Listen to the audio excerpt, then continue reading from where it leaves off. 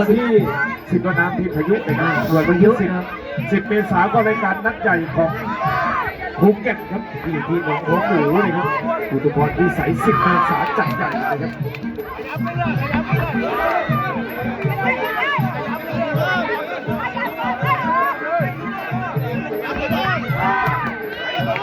ยก 2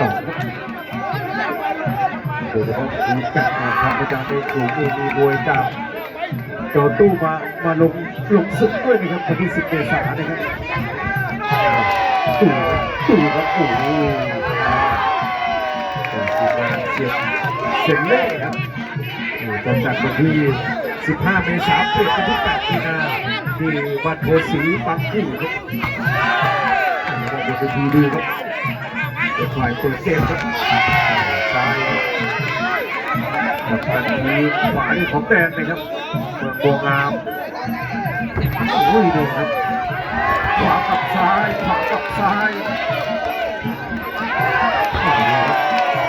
ใครจะออกได้เร็วกว่ากันครับขวาด้วยแดงเอาไปแต่ว่ามีสลับซ้ายครับโอ้มีสลับแค่กันเลยครับคุณผู้ชมแต่ว่ากับทันทีไม่สดครับ25,000นะครับตัวนี้ผู้ใหญ่แสนศักดิ์อ้าวนี่จากวัดสะพุงครับปกตินี่ผู้ใหญ่ไม่ค่อยออกมาเชียร์มวยกันว่าให้กำลังใจหลานชายครับผู้ใหญ่แสนศักดิ์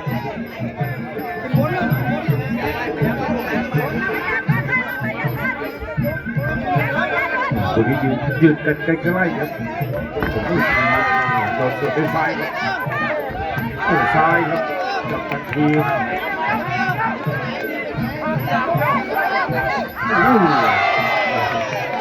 คู่นี้นี่ตัวจัดเป็นผู้เอกอีกคู่นึงเลยครับหมดยกที่2ครับเจอเป็นอีกดาวรุ่งที่น่าติดตามแล้วแต่ตัวนี้ต้องอยู่ในใจแล้วด้วยของดาวรุ่งหนองน้ำคาครับสารวัตรเดชช่วยกำกับดูแลครับจะมอบให้กับคู่ไหนครับแต่ว่าต้องให้มวยเข่าด้วยผู้จังเอาไปอย่างถวยนะให้มวยใหม่ๆมวยน้อยๆผู้เฒ่าว่ามีหัวใจบอกโอ้สงสิว่าเฒ่าพี่ก็มีแบบเหี่ยวๆซ้ำมีว่าเฒ่าพ่อว่ะโอ้สงสัยใช่กระติบแต่ว่าก็ผู้เฒ่าเลยพูดต่อ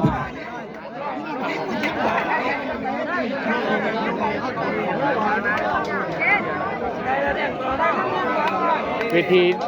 นั้นเวทีพังเวทีนี้ไหมเวทีที่พังของลำทำมวยเลยยกที่3ครับ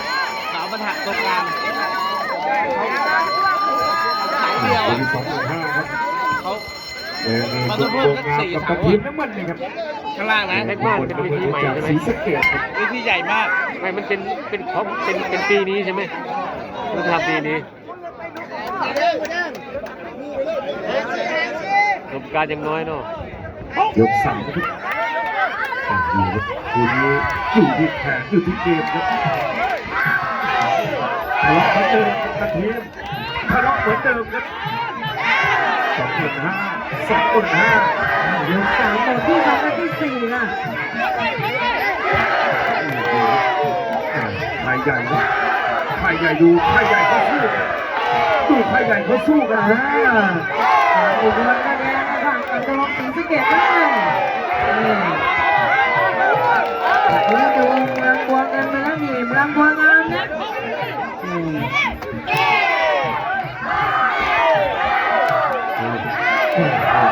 ตัวเก่งตัวเก่งเป็นตัวปัญหาให้ทั้งวัดออกฤทธิ์คาถา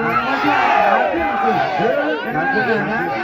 โอ้โหที่4 มีนาคมแต่ว่าเจ้ากับกันทีนี่เจอไฟมังกรข้อ5พยัคฆ์ครับยกซ้าย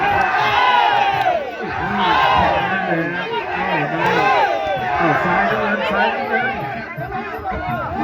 บัวงามตัดตัน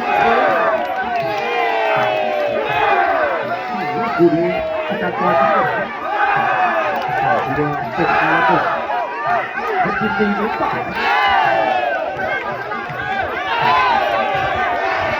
ยกที่3ครับจากเรื่องนี้นะครับ การดูคึกคักอีกแล้วครับการดูคึกคักอีกแล้วครับ มาต่อยออกอาวุธแบบนี้ก็ออกอาวุธนะครับ โอ้ดีครับก็จะเจออัพวาตาสีเสียเลยโอ้โหแต่ดูที่ชาวคิดโ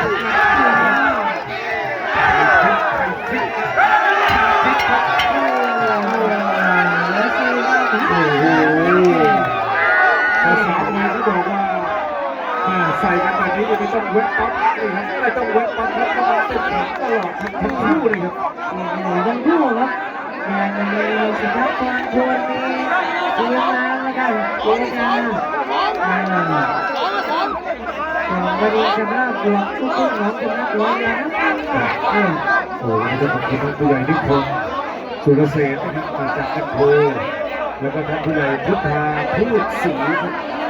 ของผู้ใหญ่ครับวันนี้นี่เจ้าของพื้นที่นะครับรวมสนับสนุนในการจัดมวยน้อมรำลึกบูรพาจารย์มหาพุทธสุขผู้ในวโรกาสพระราชทานเพลิงสุขครูสังวรวรธรรมนะครับหรือว่าหลวงปู่น้อยนะครับเจ้าคณะอำเภอดงคูนนะครับ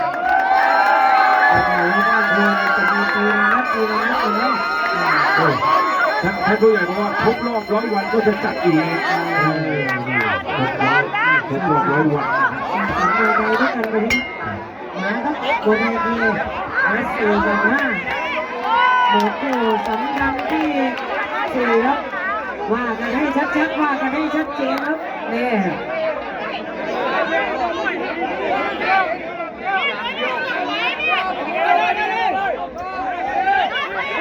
มาครับยก4ครับยก4ครับอยู่ในสั่งกันเลยเดี๋ยวดูครับเจ็บแล้วก็โอเคตัวครับเสร็จแล้วดูครับดูดิทะเลาะผมเชียร์มาเยอะผมเชียร์มาเยอะปัดอีกคู่คู่ครับสองคนเลย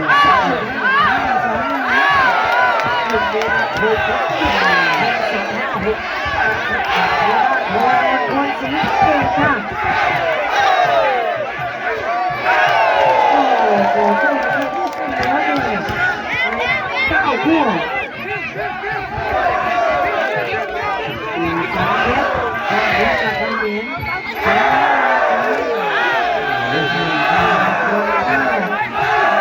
สุดยอดครับกองเชียร์2 ฝั่งนี้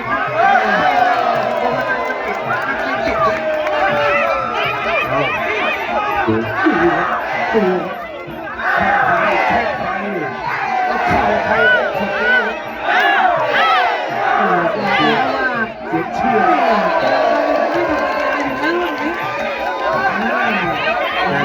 ดีของทีมแชมป์จากบนราชธานีและก็แชมป์ของศรีสะเกษครับโอ้ดีท่านผู้ชมดรพิธาเลยครับศรีสะเกษโอ้ยให้โอกาสต้องศรีสะเกษดูต้อง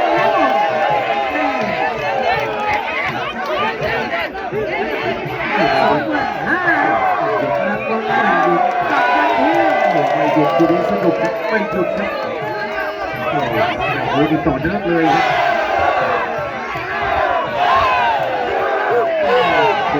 เพื่อนแพ้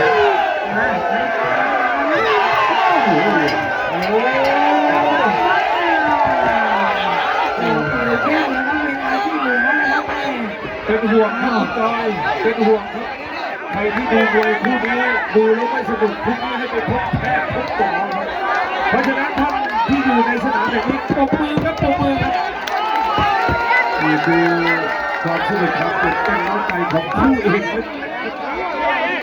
ทางด้านของการประกบกระชับคอยโดนคืนนะครับรู้เป็นอย่างนี้ก็ว่าได้นะคนนี้แดงนะคะน้ำเงินกระโดนสีสะเกดนี่บอกเลยว่าตัวใหญ่ทั้งคู่มาโชคสุดยอดโชคเลยนะโชคการดงวิศวะเรื่องมาเชียร์สีใหม่ด้วยครับน้ำเงินดีมาประจันทางการเล่นดาวเตือนมาถึงมีคู่ของวันที่4 มีอีกไหนทำงานก็บอกมานะเอ้ยหนึ่งยกอ้าว เราดูแล ไม่อยากเลย เราดูแลผู้ว่าตั้งแต่ต้น เพราะว่าเตยยากเลย เพ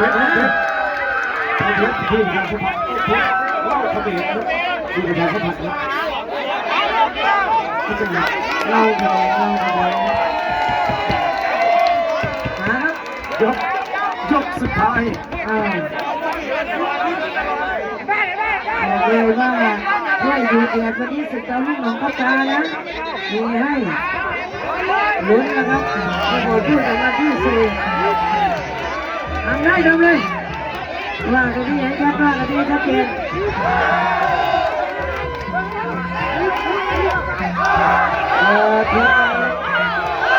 เสียโตให้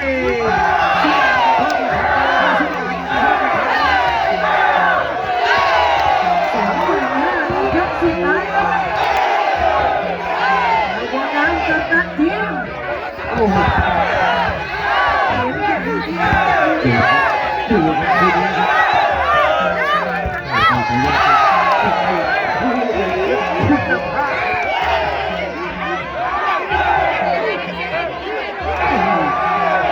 ทุกคนทำงานสูงสักเกียรติครับเรียนเข้ามา ส่งเสริมให้นักเตะ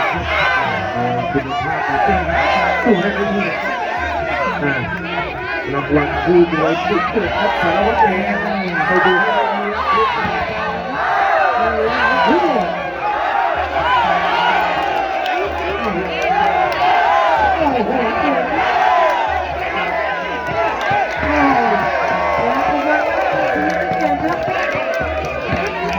บอลนะกัปตันทีมยกสุดท้ายยกสุดท้าย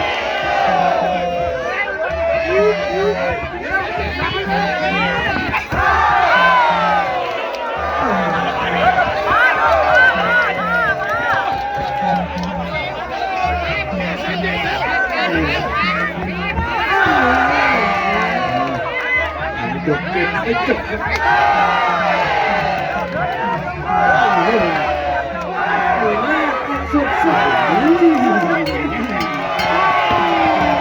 พี่น้องครับตบมือกันดี โอ้ไม่ว่าใครจะแพ้ชนะตอนนี้เราอาชื่นชมเรื่องชมนักมวยทั้งทีมทั้งสองฝั่งนะประมวลคุณยืนทั้งนั้นก็ที่จะมวยไทยครับ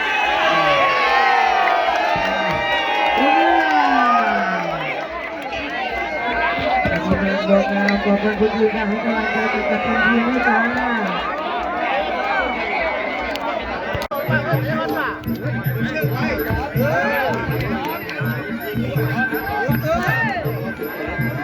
ยกสองครับ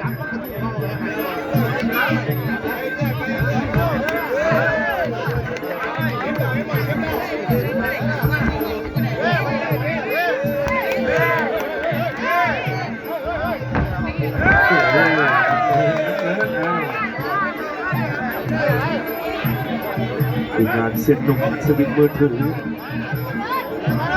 ฟ้าแหวนเจ๊หม่อนไงแดงก็มีเจดา มีสุทัศน์พรบูลพร้อมด้วยทีมงานได้กล่าวว่าวันนี้อุบลราชธานีนี่มีเศรษฐีใหม่นะเป็นคนมวยนะอาจารย์พี่เอพี่นั่งช่างจีนไปอ่ะ6 ตัวเลยเป็นว่า81894ทีมงานป๋าจรวดส่งยอดด่วนครับพี่ตูเสียโต อยากทราบยอดครับตอนนี้ทางซุปเปอร์อาร์เบย์เบาๆแค่30,000นะน้องแชมป์มีเยอะมีเท่าไหร่แจ้งด่วนผู้เอกนะผู้หน่วยเมืองอำนาจรีบแจ้งเลยครับทางการของน้องแชมป์นะครับ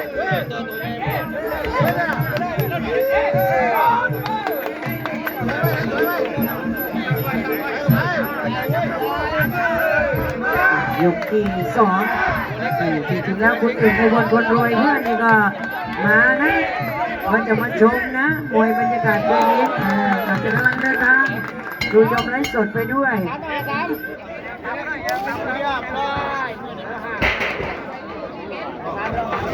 ในเรียงคู่มวยคู่สำคัญแล้วก็จะไปหลังคู่สำคัญนะ หลังคู่สำคัญก็จะเป็นย้อนยุคเลยครับ หลังซุปเปอร์อาร์มน้องแชมป์นะจะไปที่ย้อนยุคนะ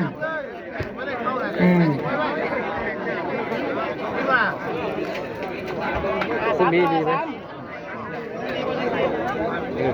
เสาร์หน้าที่ตรงหน้าบ่ตรงหน้าที่ไหน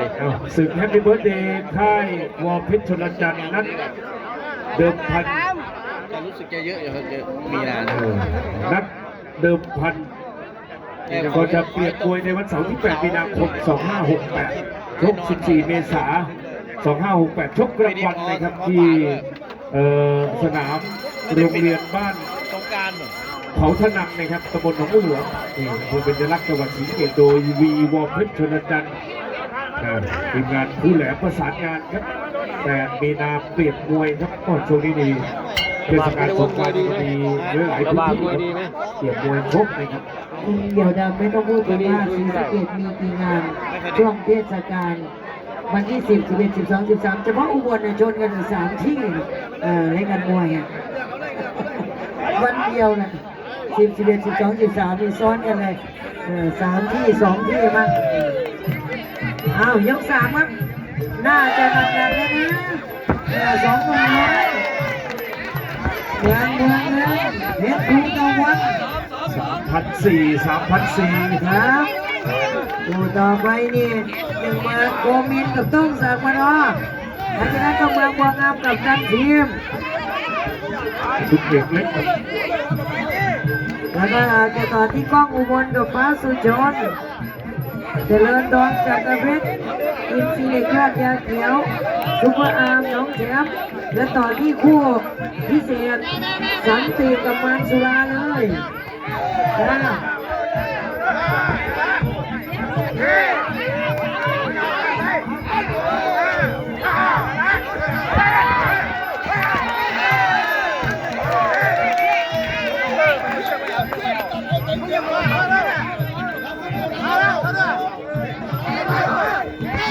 ยก3ครับ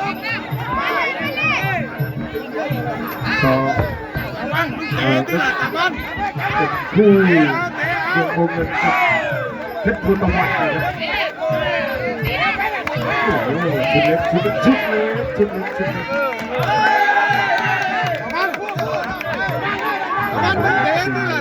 ยกปากเยอะครับทีมงานจากบ้านโพยกปากหักจริงๆไม่ได้โม้ครับดูครับเจวางแพ้หลุดเมืองบัวเงินแดงถูตะวันครับถูกเสียงลงอัศวินเบอร์ถือโดนเหลี่ยมครับโดนเหลี่ยม ดูเลยว่าเกมงานนี้ก็ไม่ธรรมดาทำมวยในทั้งสองฝั่งนะ ขอบคุณนะครับในนามของโปรโมเตอร์4 พยัคฆ์ครับทีมงานเสียสักเพชรเสียป้อมเพชรเสียราชันเจเพชรมณีโลหะกิจครับ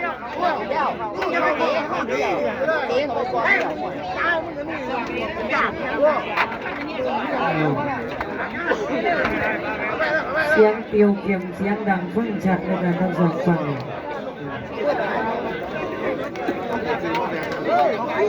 โปรดผู้สำคัญนะคะในช่วงนี้ขอบคุณที่ใจดีเพื่อการสนับสนุนตัวเราในช่วงที่ต้องการนะครับแฟนมวยเซียนมวยในสายทางไกลทางใกล้นะครับขอบคุณทีมงานโปรโมเตอร์ คุณ ผู้ จอย จั ครั ด บตอนนี้เสือใหญ่ที่ปรึกษาทีมงาน4 พยัคฆ์บอกว่าสังกะสีเก็บเลยใช่ไหมหรือเสือใหญ่ว่าไงสังกะสีแตกแล้วบอกว่า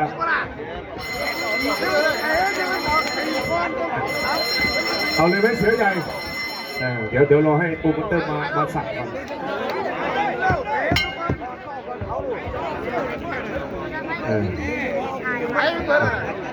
ยก4ก็อีก2 ยกครับสังกะสีแตกครับเสือใหญ่บอกว่าสังกะสีแตกถือว่าเป็นปรากฏการณ์ที่จัดมวยที่บ้านโพเวทีนัดนี้เยอะสุดครับ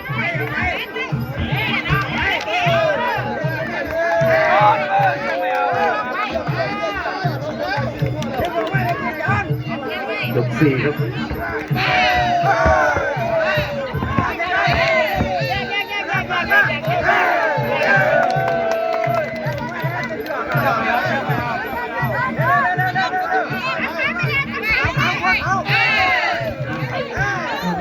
4นะ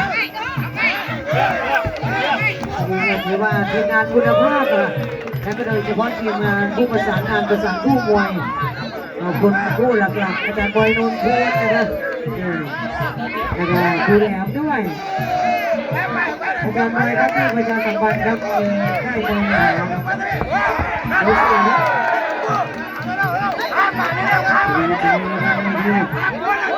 นักวางนั้น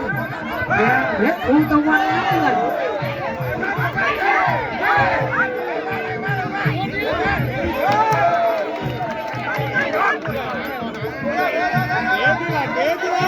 วัน405 ยกหมู่2ครับเรียงไว้กับคู่ที่2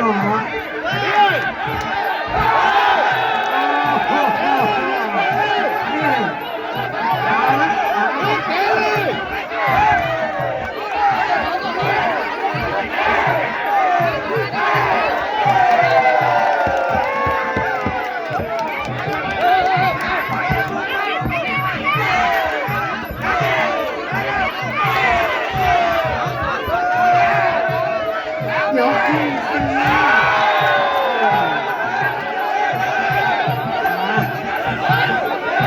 วันกับอุบลเจอกันแล้วค่ะแต่คนละอำเภอเข้าไปแดงมันแข็งยังไม่เลิกครับไปจ้า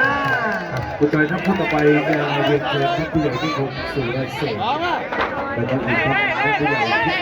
ที่สีสองข้อก็เป็นอะไรพูดต่อไปนะครับซึ่งจะเป็นทางด้านของ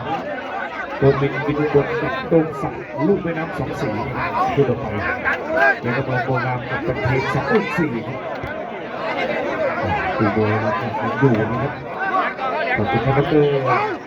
อภิชาระยักษ์ศรีครับวันที่4มาดูเพราะดูครับดูชิงแชมป์รุ่นที่12-15 กิโลกรัมนะครับท่านนฤทธิ์เพชรมีพยุงเพื่อกระมอนนะครับที่4 มีนาคมแต่มาเจอมาก็เดินสายใส่กันอีก1 นัดครับวันที่3ย้ำเลยครับที่บ้านหนองคูนนแก้ววังหินนะครับอีกงานครับที่เดือนสัปดาห์อาจารย์สมบูรณ์เทียนครับจบสุดท้ายครับมาดูมาชมคู่สำคัญที่2ในยกสุดท้ายนะครับนำบวงเงินกองพรพงษ์ยินดีแดงเพชรอุตวันลูกไปน้ำ2 สีครับคุณต่อไปก็ทำเวลานะครับแต่ช้านะครับคุณต่อไปก็ทำเวลานะครับ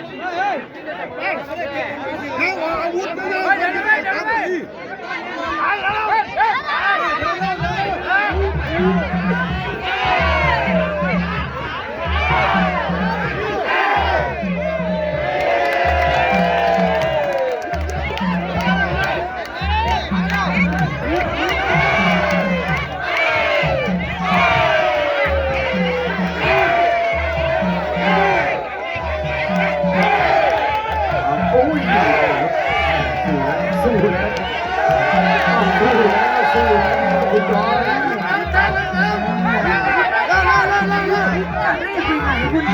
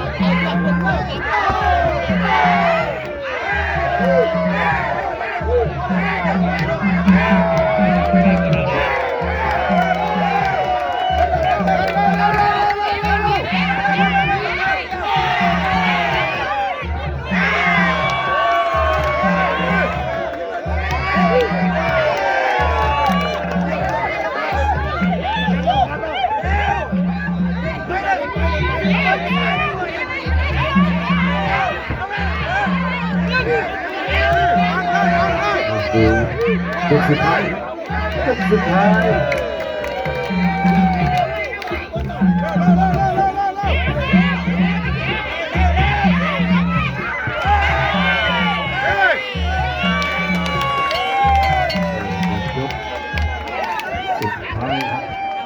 ดูดูนะคะ